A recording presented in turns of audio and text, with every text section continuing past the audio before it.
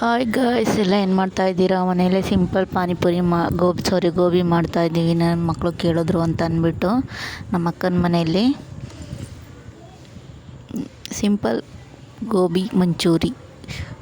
ಹೂಕೋಸಿಂದಲ್ಲ, ಎಲೆಕೋಸಿಂದು. ಹೂಕೋಸಿಂದು ಮಾಡ್ತಾರೆ ಗೈಸ್, ಆದರೆ ನಾವು ಎಲೆಕೋಸಿಂದು ನಾರ್ಮಲಾಗಿ ಹೆಂಗೆ ಮಾಡ್ತಾರೆ ಅದೇ ಥರನೇ ಮಾಡಿದ್ದೀವಿ. ಅಂದರೆ ಟೇಸ್ಟಿಂಗ್ ಪೌಡ್ರು ಮತ್ತು ಕಲಿಸ್ಕೊಂಡು ಈಗ ಎರಡು ಮಾತ್ರ ಹಾಕಿಲ್ಲ, ಎರಡು ಲೆಸ್ ಮಾಡಿದ್ದೀವಿ. ಮಸಾಲೆ ರೆಡಿ ಮಾಡ್ಕೊಂಡಿದ್ದೀವಿ. ನೋಡಿ ಲೈಕು ಕಮೆಂಟ್ ಈರುಳ್ಳಿ ಹೆಚ್ಚ್ತಾ ಇದ್ದಾರೆ. ನನ್ನ ಮಗಳು ಬೈತಾ ಇದ್ದಾರೆ, 7ನೇ ಕ್ಲಾಸ್ ಆಗಿದೆ, ಈರುಳ್ಳಿ ಹೆಚ್ಚಾಗಿ ಬರಲ್ಲ ಅಂತ ಮಾಡಿ ಅಕ್ಕನೇ ಬೈತಾ ಇದ್ದಾರೆ. ಹೇಗೆ ಮಾಡೋದು ಅಂತ ಅಂದ್ಬಿಟ್ಟು ವಿಡಿಯೋ ಮಾಡಿ ಹಾಕ್ತೀವಿ. ಸಿಂಪಲ್ಲಾಗಿ ಮಾಡಿದ್ದೀವಿ. ಕೋಸೆಲ್ಲ ಮೊದಲೇ ಸಣ್ಣಕ್ಕೆ ಹೆಚ್ಕೊಂಡ್ಬಿಟ್ಟು ಮೊದಲೇ ಇಟ್ಟು ಶುಂಠಿ ಮತ್ತು ಖಾರದ ಪುಡಿ ಉಪ್ಪು ಹಾಕ್ಬಿಟ್ಟು ಕಲಿಸ್ಕೊಂಡಿದ್ದೀವಿ ಗ್ಯಾಸ್.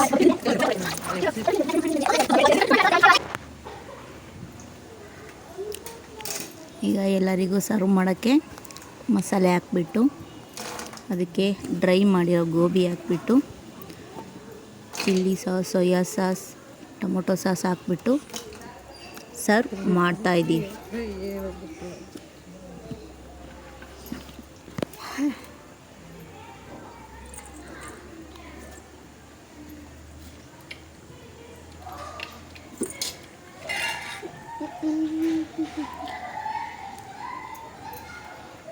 ಆ ಕಡೆ ಒಂದು ಸ್ವಲ್ಪ ಗೋಬಿ ಉಳಿದಿತ್ತು, ಹಾಗಾಗಿ ಮಾಡ್ತಾಯಿದ್ದೀವಿ.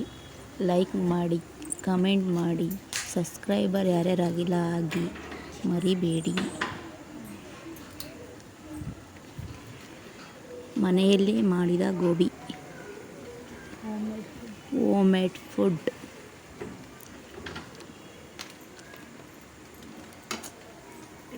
ಕಲರ್ ಟೇಸ್ಟಿಂಗ್ ನೋ ಯೂಸ್ ಮಾಡಿಲ್ಲ.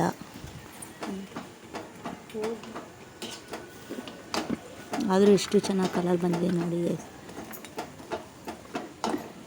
ಒಂದು ಸ್ವಲ್ಪ ಕೂಡ ಕಲರು ಹಾಕಿಲ್ಲ ಮತ್ತು ಟೇಸ್ಟಿಗೆ ಕೂಡ ಟೇಸ್ಟಿಂಗ್ ಪೌಡ್ರು ಕೂಡ ಹಾಕಿಲ್ಲ, ಹಾಗೆ ಮಾಡಿದ್ವಿ. ಇವೆಲ್ಲ ಹಾಕಿದೆ ಮಕ್ಕಳಿಗೆ ಯಾರೂ ಬಳಸಬಾರ್ದು. ಟೇಸ್ಟಿಂಗ್ ಪೌಡ್ರನ್ನ ಬಳಸಿದರೆ ಚಿಕ್ಕ ಮಕ್ಕಳದ್ದು ಬೌನ್ಸ್ ಎಲ್ಲ ಸವಿಯುತ್ತೆ, ಹಾಗಾಗಿ ಯಾರೂ ಬಳಸಬಾರ್ದು ಟೇಸ್ಟಿಂಗ್ ಪೌಡ್ರನ್ನ.